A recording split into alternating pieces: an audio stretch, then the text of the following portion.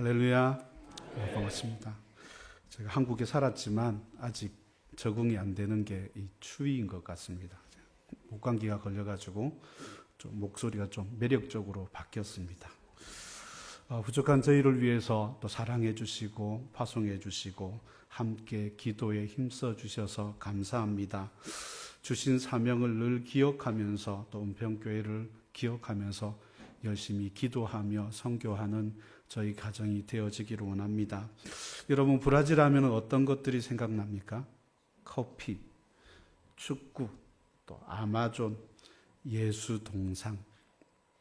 이제부터는 브라질 하면 저희 가족을 기억하시면서 브라질 하면 고호익 가정, 그렇게 기억하시면서 살아갈 수 있기를 바랍니다.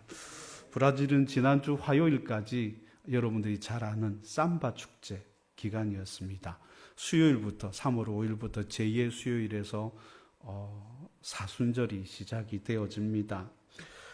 전날까지 미치광이처럼 그렇게 뛰어놀고 성적으로 타락한 그 도시가 수요일부터는 고기도 안 먹고 조용하게 사순절을 지킨다고 살아갑니다. 올해도 얼마나 많은 사람들이 타락을 했고 또 내년에 얼마나 많은 삼바 베이비들이 태어날지 걱정입니다.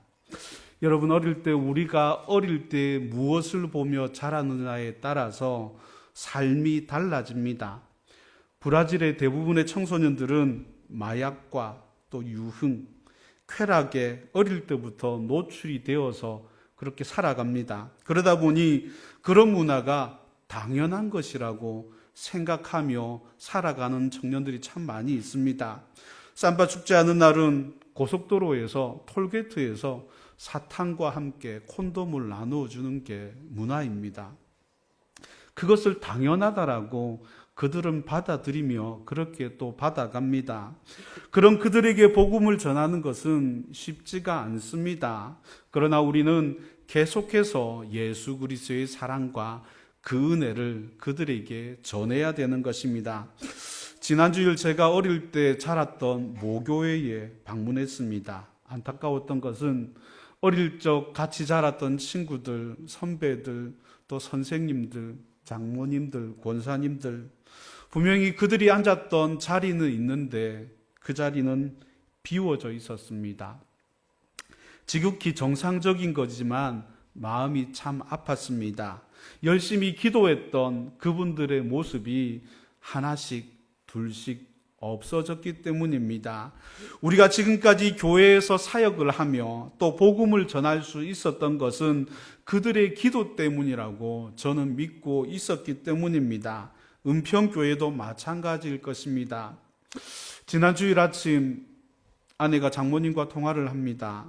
몸이 많이 안 좋다고 해서 아내가 많이 울었습니다. 그러면서 혀가 꼬이면서 하셨던 이야기가 선교 잘해라. 그것이 마지막 유언이었습니다. 다른 가족들에게는 아무런 유언도 남기지 못하고 저희 셋째 딸에게만 선교 잘하라 라는 그 유언만을 남기고 기력을 다하셨습니다. 주일 저녁이 다 끝나고 나서 그때 장모님의 소천 소식이 들려왔습니다. 정신없이 이틀 동안 달려와서 화요일 밤늦게 입관을 하고 또 그 다음날 가족들과 함께 천국 환송 예배를 드릴 수가 있었습니다. 소천하시기 전 아침에 힘들다는 그 소식을 듣고 우리 성도들에게 이런 설교를 했습니다.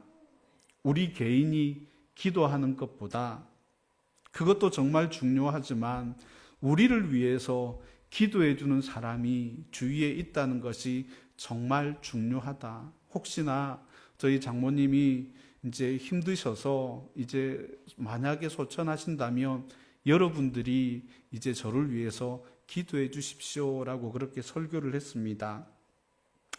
이제는 은평교회가 저희의 교회가 되었습니다. 이제는 저희 장모님을 대신해서 여러분들이 저희를 위해서 기도해 주시기를 바랍니다. 아멘. 감사합니다. 여러분, 교회는요, 하나님 나라의 사역을 또 기도하는 사람 위에 세우셨습니다. 성경에는 하나님의 백성을 위해 끊임없이 기도했던 중보자들이 정말 많이 나옵니다. 이들은 개인의 신앙을 넘어서 공동체와 교회를 위해서 끊임없이 기도했던 사람들입니다. 오늘날 우리도 그들의 본을 받아서 기도하며 전도하며 복음을 전해야 됩니다. 그러기 위해서 우리는 첫 번째 믿음의 선진들의 그 기도를 기억해야 되는 것입니다. 오늘 1절 말씀을 보면요, 이러므로 우리에게 구름같이 둘러싼 허다한 증인들이 있으니 모든 무거운 것과 얽매이기 싫은 죄를 벗어버리고 인내로서 우리 앞에 있는 경주를 경주하라고 말씀하고 있습니다. 히브리서 기자는 원형 경기장에서 더 좋은 기록을 내기 위해서 노력하고 있는 그들을 바라보면서 그 경주자들의 모습을 보면서 그것에 빗대어서 편지를 써 내려가고 있는 것입니다. 히브리서 11장에서 수많은 믿음의 사람들을 소개하면서 그들의 구체적인 적용이 12장, 13장에 잘 나와 있습니다. 오늘 우리의 믿음의 경주는 한 사람도 예외 없이 모두 뛰어야 한다는 것입니다. 한 사람도 예외 없이요. 운동 경기는 대표 선수만 열심히 뛰고 우리는 옆에서 응원만 하면 되어지는 것입니다. 그렇지만 믿음의 경기는 다릅니다. 한 사람도 예외 없이 모두가 뛰어야 하는 것이 바로 믿음의 경주인 것입니다. 그런데 요즘 많은 그리스도인들은요, 그 경기에 그냥 관객으로 남아있기를 원합니다. 그러나 우리는 어느 때에 어느 장소이든지 믿음의 경주를 해 나가야 되는 것입니다. 예배당 안에서뿐만 아니라 교회 밖 세상에서, 사회에서, 직장에서, 우리의 가정에서 믿음의 경주를 해 나가야 되는 것입니다. 많은 사람들이 교회에 나오면 저분은 정말 본받을 만한 사람이야 라고 하는데 세상에 나가서는 엉망진창으로 살아가는 사람들이 얼마나 많이 있습니까? 그러므로 오늘 본문은 이렇게 이야기를 합니다. 이러므로 우리에게 죄송합니다. 허다한 구름같이 둘러싼 증인들이 있으니 우리 앞에 당한 경주를 하라고 말씀하고 있습니다. 우리가 어떻게 믿음의 경주를 해 나가야 하는가 가르쳐 주고 있는 것입니다. 말씀을 듣고 아무리 은혜를 많이 받았다고 해도 그것이 우리의 삶 가운데 나타나지 않으면은 아무것도 되어지지 않습니다. 바라기는 주님이 주시는 그 말씀대로 살아가는 저와 여러분의 삶이 되어지기를 원합니다. 저는 학생 때에 학교 다녀오면 늘 교회를 들러서 기도를 했습니다. 청년 때도 교회에서 철야를 하며 그렇게 시간을 많이 보냈습니다. 직장을 다니면서도 어떤 문제들이 터지면은 먼저 교회로 달려와서 기도했습니다. 심지어는 결혼식 전날에도 철야 기도를 하고 저의 결혼식에 참석을 했습니다. 저는 이렇게 기도로 청년 시절을 보냈습니다. 당시 많은 분들의 그런 철야 기도가 교회당을 지켰던 그분들의 기도의 힘으로 인하여서 교회가 살아나고 오늘날 한국교회가 이렇게 든든하게 서 나갔다라고 저는 생각을 합니다. 그들의 기도가 이제는 여러분들이 해 나가야 되는 기도인 것입니다. 앞에 계시는 많은 나이 드신 어르신들이 하나씩 둘씩 떠나가면 이제는 그 자리를 누가 채웁니까? 우리의 다음 세대들이 세워나가야 되는데 다음 세대들이 가면 갈수록 없어진다면, 우리가 기도의 본을 보이지 않는다면 다음 아이들이 교회에 와서 뭐를 해야 될지 모를 때, 아까 유치정부 아이들이 그렇게 유년부 아이들이 뛰어노는 그런 모습들을 보면서, 그리스도 안에서 뛰어노는 그런 모습들을 보면서 그 아이들이 무엇을 보며 자라느냐? 저는 어릴 때 저희 어머니가, 저희 아버지가 그렇게 기도하며 철야하는 그런 모습들을 보면서 자랐기에 그것이 당연한 것이라고 생각을 하며 그렇게 자라왔었습니다. 여러분들의 다음 세대들은 무엇을 보고 자랍니까? 엄마 아빠의 싸움하는 모습을 자랍니까? 교회 안에서 분쟁이 일어나는 그런 모습들을 보고 자라면 그들은 그렇게밖에 하지 않을 것입니다. 그렇지만 여러분들이 기도하는 그런 모습들을 그들에게 보인다면, 나도 기도해야지. 내가 상황과 힘이 힘들 때 그때 가서 기도해야지라고 그렇게 생각하며 기도하러 교회에 나올 것입니다. 브라질은 19세기 후반에 복음이 들어왔지만 영적인 그런 미신들, 가톨릭 신앙이 너무 강하기 때문에 어려움을 당합니다. 브라질의 인구가 2억 2천만 명 정도 되어집니다. 면적이 우리나라 남한의 85배입니다. 옆 동네 잠깐 갔다 올게 그러면 서울 거리 왔다 갔다 하고 저희는 그렇게 생활을 합니다. 주요 언어는 포르투갈어입니다. 영어도 아니고 포르투갈을 사용하다 보니까 참 많이 어렵습니다. 포르투갈 사람들에 의해서 브라질이 발견되어지고 또 그리고 아시아에서 건너온 많은 인디오들로 인하여서 그들이 유목 생활을 하고 15세기 후반까지 구석기 시대적인 삶을 살아가다가 포르투갈에 의해서 브라질이 또 이렇게 발견되어져서 그때부터 신세기를 맛봅니다. 그리고 아프리카에서 넘어온 그런 흑인들로 인하여서 또 문제가 또 되어집니다. 그리고 스페인과 포르투갈이 남미를 이렇게 지배했는데 반은 포르투갈이고 반은 스페인이 지배합니다. 그 땅에 있는 그 문화들이 가톨릭 문화가 브라질 땅을 들어오면서 흑인 문화, 인디오 문화, 리베리아 문화, 이 문화들이 섞여가지고 지금 많은 혼란을 겪고 있는 사회가 바로 이 브라질 문화입니다. 그런데 우리가 전도를 해보면요, 많은 사람들이 예수를 믿는 것처럼 생각을 합니다. 교회 다니셔야죠. 대답은 정말 잘합니다. 그렇지만 교회는 나오지 않습니다. 그들은 자기 나름대로 그리스도인이라고 생각합니다. 근데 많은 사람들이 자기 자신은 그리스도인이라고 생각하는데 실질적으로 전도해보면 그렇지 않습니다. 그들의 삶 가운데에서 그리스도인으로서의 열매는 전혀 보이지 않습니다. 코로나 이후에 한국 교회도 마찬가지지만 브라질 교회도 엄청난 타격을 받았습니다. 많은 대충 교회를 다녔던 분들이 교회를 안 나오기 시작합니다. 유튜브로도 충분히 예배를 드릴 수 있네. 근데 유튜브로 예배 드려보셨잖아요. 얼마나 갈급합니까? 얼마나 힘듭니까? 성령 하나님께서 임재하시는 이 예배당 가운데에서 예배 드리는 것이 축복인데 많은 사람들은 형식적인 그런 기독교인들이 갈수록 많아지는 것 같습니다. 그러다 보니까 교회에서 굳이 예배를 드려야 하는 그런 문화들이 많이 일어난 것 같습니다. 제가 사역하고 있는 교회도 선교사님들 빼고 나면은 한 성가대에 앉아 있는 분들 정도 두고 주일날 예배를 드립니다. 어렵습니다. 분명히 교회를 많은 분들이 나가고 장로님도 계시고 권사님도 계시는데 교회를 안 갑니다. 가나안 성도라 그러죠. 교회 안 나가는 성도들. 또 플로팅 성도라 그러죠. 이 교회 저 교회 자기 필요에 의해서 떠다니는 성도들. 그들이 너무나도 많습니다. 그들을 향해서 우리가 복음을 전하면은요, 갑니다. 가야죠. 잠깐 방학했습니다. 라고 합니다. 근데 코로나가 지난 지가 2년, 3년이 다 되어 가는데 여전히 그들은 장로님에도 불구하고 권사님임에도 불구하고 교회를 나오지 않는 사람들이 너무나도 많습니다. 그들은요, 그냥 생각으로만 나는 기독교인입니다. 라고 생각합니다. 여러분, 우리의 삶 가운데서 예수 그리스도가 나타나지 않으면 아무것도 되어지지 않습니다.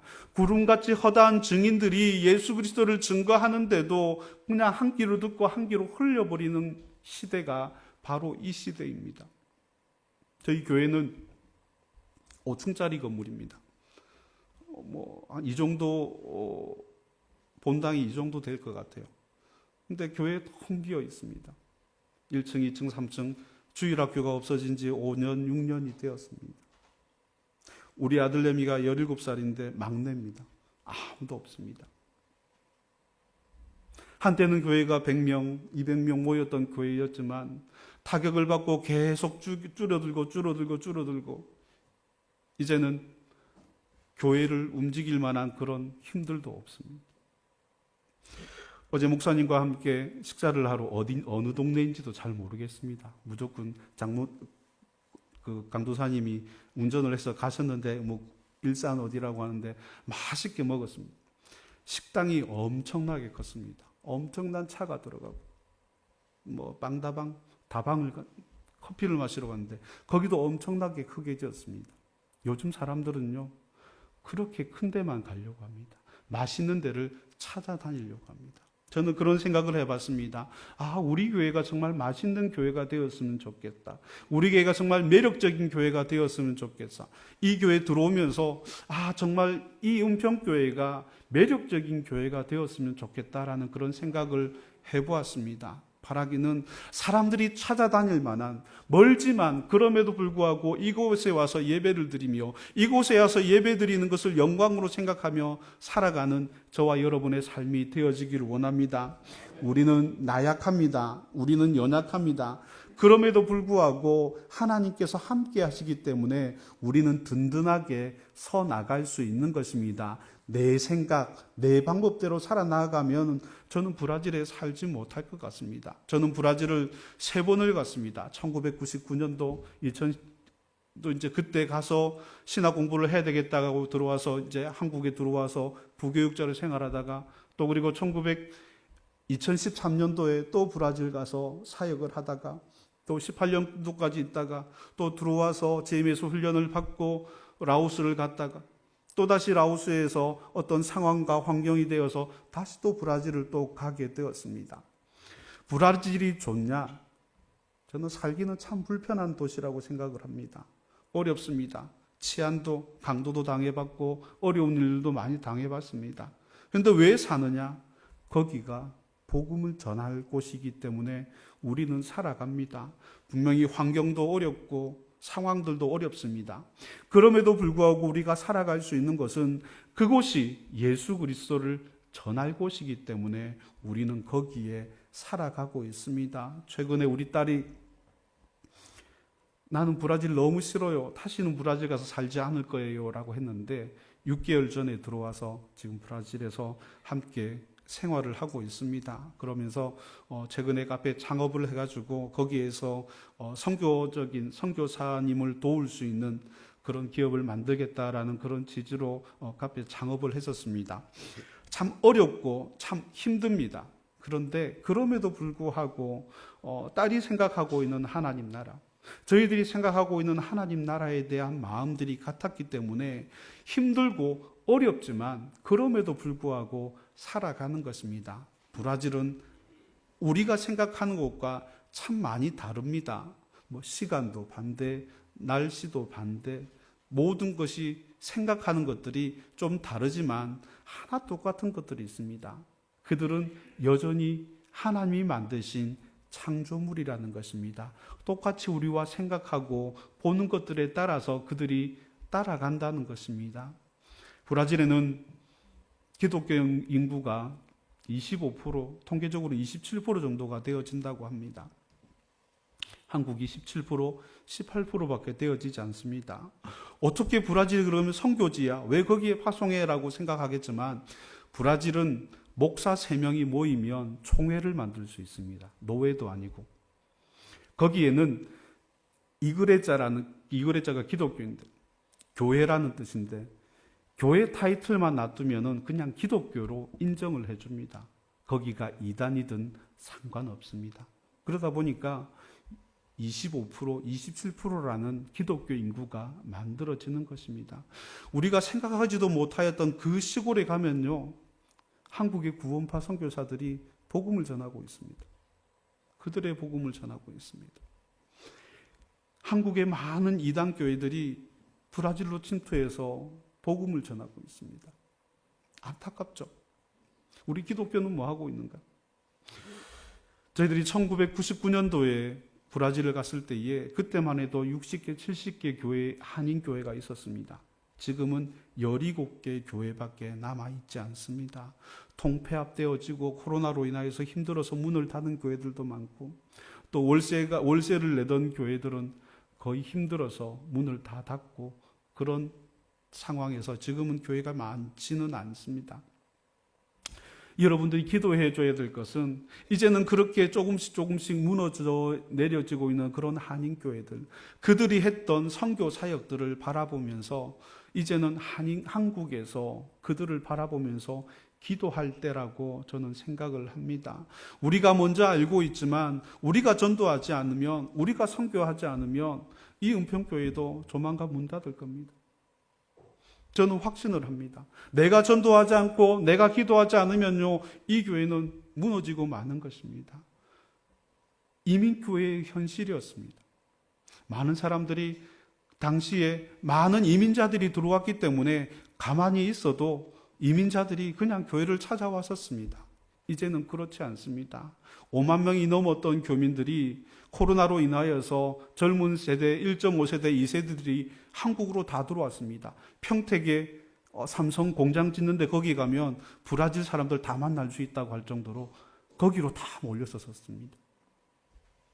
그 많은 사람들이 이제는 15,000명, 많으면 2만 명밖에 없다라고 이야기를 합니다. 그러다 보니 교회도 힘들어지고 그들이 도왔던 선교지들도 힘들어지고, 선교지를 그렇게 도왔던 그 현지인 교회들이 한국에서 한인교회에서 지원을 못하니까 그들의 교회도 문을 닫게 되어지는 그런 어려운 상황들까지 벌어지고 있습니다. 이제는 우리가 한국에서 전도를 하고 한국에서 그들을 지원해주고 기도해야 될 때라고 저는 생각을 합니다. 오늘날 교회에 또 선교지에 위기가 찾아왔습니다. 우리는 모세처럼 이스라엘 백성들을 위해서 기도하는 그런 중보자가 되어야 됩니다. 모세라는 사람, 또 그리고 이 자리 한 자리 한 자리, 장로님이면 장로님 자리가 늘 이렇게 있고 권사님이면 권사님 자리가 있을 것입니다. 어느 날 그 자리가 소천하고 자리가 비었을 때에 과연 그 자리에서 얼마나 많은 사람들이 기도할까? 그 기도의 중보자들이 없으면 이 교회는 힘들어질 것입니다. 저희 모교회도 마찬가지였습니다. 800명, 900명, 1000명까지 되었던 교회가 코로나 이후에 400명으로 줄어들었습니다. 다시 안 돌아옵니다. 아무리 노력해도 돌아오지 않습니다. 젊은 청년들이, 20대, 30대 청년들이, 40대 청년들이 돌아오지 않습니다. 기도는 하고 있지만 때가 되어지면 돌아올 것이라고 확신하지만은 그럼에도 불구하고 지금 우리가 할 수 있는 것은 그들을 위해서 기도하는 것이라고 생각을 합니다. 우리가 복음을 들고 매주 토요일마다 집사람이 빵을 만들어서 몇십 개씩 만들어서 이제 공원에 나가고 길거리에서 복음을 전하면서 전도를 합니다. 근데 한국 사람들이 잘 받지 않습니다. 이유는요, 그들도 우리는 누군지 잘 모르니까 그들에게 빵을 전하면은 이단인 줄 알고, 혹시나 우리가 이단일까봐 합니다. 그래서 어느 교회, 한마음 사랑의 교회에서 나왔습니다, 전도하러 나왔습니다, 예수 믿으세요라고 그렇게 이야기를 하면 그때 받는 사람들이 많습니다. 우리가 계속 거의 1년 가까이 이렇게 하다 보니까 이제 저들은 누구라는 걸 아니까는 이렇게 빵도 맛있고 하니까 이렇게 받습니다. 여러분들은 어떻습니까? 이 땅 가운데 살아나가면서 얼마나 복음을 전하고 있습니까? 얼마나 내 주위에 있는 그 사람들을 향하여서, 정말 친한 친구를 향하여서 복음을 전하고 있습니까? 바라기는 주의 은혜와 이 사랑을 내가 정말 사랑하는 사람들에게 전할 수 있는 우리의 모습이 되어지기를 원합니다. 때론 우리는 연약하고 부족하지만 하나님이 주시는 은혜, 하나님이 주신 사랑이 아니면 아무것도 되어지지 않음을 고백합니다. 제가 제 이야기만 하다 보니까 설교 원고하고 전혀 벗어나는 그런 이야기들을 해서 죄송합니다. 오늘날 브라질 선교도 우리는 예수님을 본받아서 기도하는 선교가 되어져야 마약을 접할 수 있고, 너무 쉽게 성의 노예가 되어지고 10대 초반이 되어지면 당연히 성관계를 하고 아이를 낳는 것으로 그렇게 생각을 합니다. 청부살인도 너무 쉽고, 우리말로 하면 촉법소년 제도가 철저해서 그 청소년들이 그렇게 하고 금방 몇 개월 후에는 다시 거리를 활보합니다. 현재 많은 빈민 지역에서는 가난과 폭력 또 마약 문제가 심각해서 복음을 전하기가 쉽지 않습니다. 저희들 선교사들이 함부로 들어가지 못하는 그런 지역들이 도시 안에서도 많이 있습니다. 그 지역에 마피아와 연결되어지면 그래도 구제 사역을 할 수 있고 또 거기에서 복음을 전할 수도 있습니다. 경찰들이 함부로 들어가지 못하는 그런 지역들도 있습니다. 저희가 살고 있는 동네 근처에는 코르콜란지아라는 지역이 있습니다. 지역보다는 그냥 그들이 모여 있기 때문에 그냥 한 도시라고 그냥 생각을 합니다. 돈 1,000원이면 크로켓이라는 마약을 살 수 있습니다. 이 크로켓은 마약을 만들고 난 찌꺼기입니다. 그러니까 굉장히 독한 것입니다. 독한데 이걸 버리지 않고 이것까지도 팔아먹는 것입니다. 최하품의 찌꺼기를 들이마시면서 몽롱하게 거리를 배회합니다. 그런 지역에 저희들이 살고 있습니다. 강도도 많고 도둑도 많고 핸드폰도 우리는 핸드폰 그냥 들고 다니잖아요. 있을 수 없는 이야기입니다. 여러분들의 명품백 많이 있죠. 명품백을 브라질에서는 검은 봉다리에 넣고 다녀야 됩니다. 다 털어가기 때문에. 참 어려운 동네입니다. 해가 지면은 쓰레기를 집 밖으로 내어놓는데 마약하는 사람들이, 노숙자들이 와서 다 헤집어 놓습니다.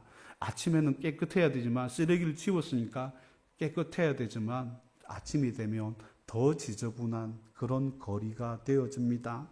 해가 지면 혼자 그래서 거리를 나가지 못합니다. 언제 그들이 덮칠지 모르기 때문입니다. 저희들도 한인교회뿐만 아니라 사역을 더 확장시켜서 빈민들을 위해서, 마약하는 사람들을 위해서 무엇인가를 할까 고민하며 기도를 합니다. 두 번째, 선교의 경주를 계속 달려가야 되는데 시간이 별로 없는 것 같아서 간단하게 하겠습니다. 2절 보면요, 믿음의 주요 온전케 하시는 이인 예수님을 바라보자고 했습니다. 우리에게 힘을 주시는 분은요, 예수 그리스도밖에 없습니다. 아멘. 나에게 도전을 주시는 분은 예수 그리스도밖에 없습니다. 그분만이 우리의 삶의 우선순위이고 그분만이 가장 기쁨이 되어질 수 있습니다. 저와 함께 2021년도에 코로나를 걸려서 소천하신 박동주 선교사님이라는 분이 계십니다. GMS 선교사님이셨는데 한 달 동안 고생하시고 그분은 돌아가시고 저는 감사하게도 몇 군데 중환자실을 거쳐서 저는 살아났습니다. 한국에 와서 감기를 걸려보니까 그 당시에 85%의 폐가 상했었는데 지금은 그래도 조금 많이 좋아진 것 같아요. 기침을 해도 좀 참을 만하고. 근데 찬양을 해보면 조금 차이가 좀 납니다. 옛날 같지 않구나 라고 합니다. 그분이 돌아가셨을 때 그분의 마지막 하간 예배를 드릴 때의 모습이 기억이 납니다. 한 150명 정도 모여서 하간 예배를 드리는데 우리 목사님, 우리 선교사님 이제 이 땅에서 수고를 그쳤습니다. 고생하셨습니다. 그러면서 박수를 쳤습니다. 그러면서 그 박수 소리에 하관이 이루어졌습니다. 한국 생각으로는 상상도 안 되죠. 저희 장모님께서 이렇게 돌아가셨는데 장모님은 늘 돌아가시기 전전날까지 식당을 계속 하셨습니다.